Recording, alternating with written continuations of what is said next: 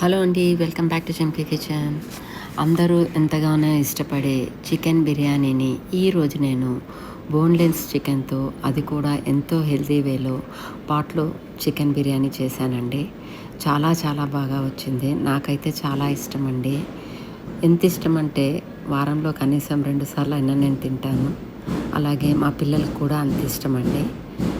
మీరు కూడా తప్పకుండా పాట్లో ఒక్కసారి ట్రై చేయండి. చాలా చాలా టేస్టీగా వచ్చింది. ఈ బిర్యానీలోకి ఉడకపెట్టిన ఎగ్స్ కూడా వేసుకోండి, చాలా చాలా బాగుంటుంది. ఇది ఉట్టి రైతాతో అయినా తినేయచ్చండి, కూర అవసరం లేదు. లేట్ చేయకుండా రెసిపీలోకి వెళ్ళిపోదామా.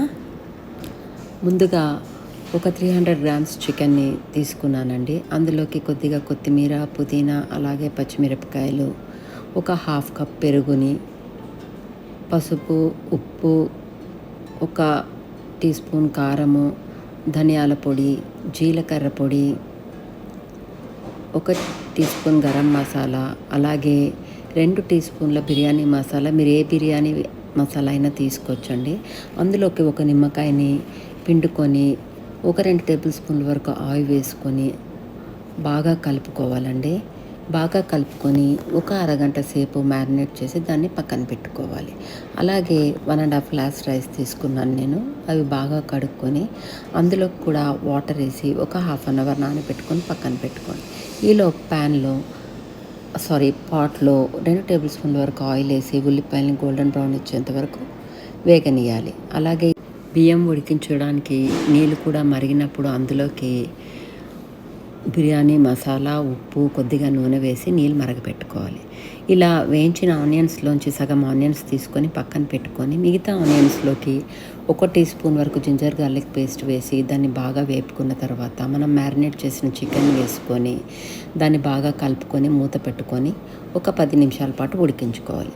ఈలోపు నీళ్ళు మరిగినప్పుడు మనం నానబెట్టుకున్న బియ్యాన్ని కూడా వేసి అందులోకి ఒక హాఫ్ లెమన్ని స్క్వీజ్ చేసుకోండి. ఇలా నిమ్మకాయ వేయడం వల్ల అన్నం పొడి పొడిగా వస్తుంది.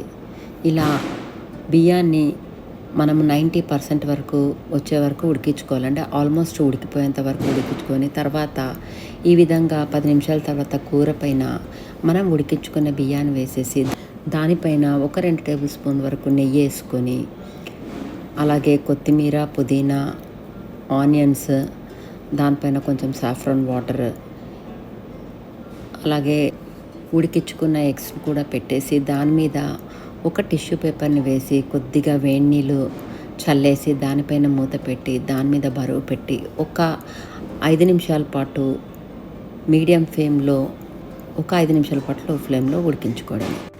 అంతేనండి, tasty tasty chicken biryani ready అయిపోతుంది. Please like, share, comment and subscribe to చెంకి కిచెన్. Thanks for watching.